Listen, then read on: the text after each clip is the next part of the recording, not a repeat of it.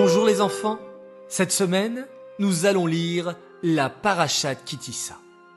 La Parashat Ki-Tissa est la 9e paracha du Sefer Shemot.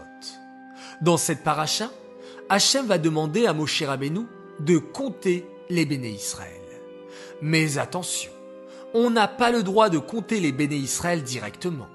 On les comptait grâce au Machatzit HaShekel.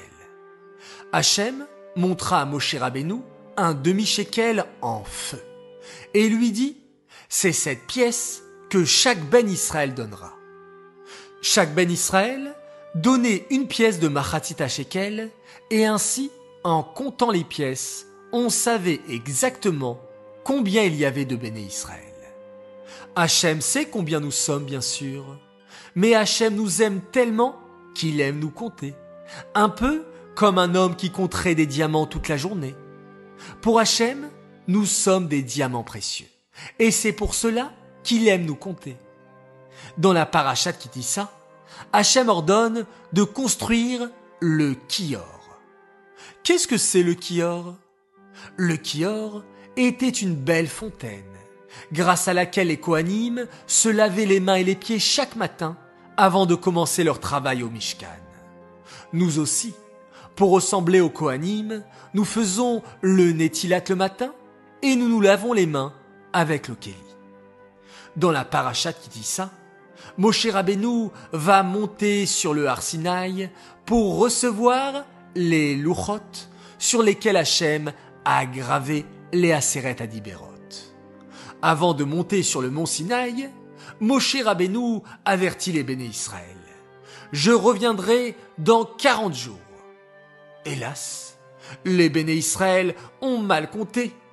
Et lorsque les béné Israël voient que Moshe tarde à redescendre, ils ont très peur et pensent que Moshe Rabbeinu est mort.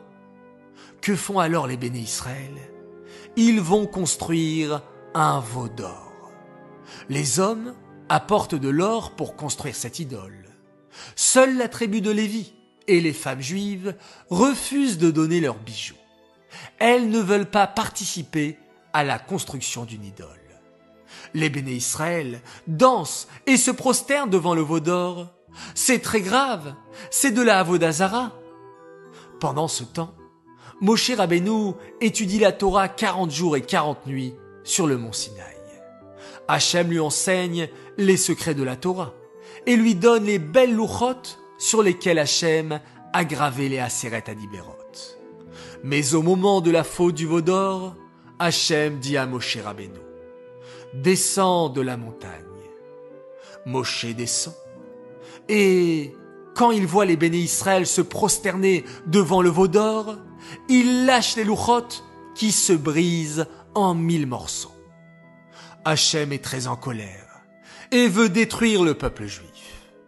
Mais Moshe Rabbeinu défend son peuple et supplie Hachem de ne pas les détruire.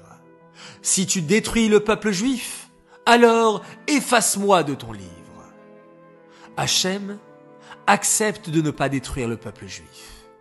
Les béné Israël veulent faire teshuva et demander pardon à Hachem. Moshe Rabbeinu remonte sur le Har Sinaï pour demander pardon à Hachem. Il reste 40 jours et 40 nuits, sans manger et sans boire, ni même dormir, et étudie la Torah jour et nuit. Au bout des 40 jours suivants, Hachem donne à Moshe les deuxièmes louchot et dit « Salarti kidvarecha » « J'ai pardonné selon ta parole. » Moshe redescend avec les deuxièmes louchot. Hachem a pardonné les béné Israël. Ce sera le jour de Yom Kippour. Lorsque Moshe Rabbeinu est redescendu de la montagne, il avait des rayons de lumière qui sortaient de son visage. Voilà les enfants, le résumé de la Parashat Ki-Tissa. J'espère que cette vidéo vous a plu et je vous souhaite Shabbat Shalom.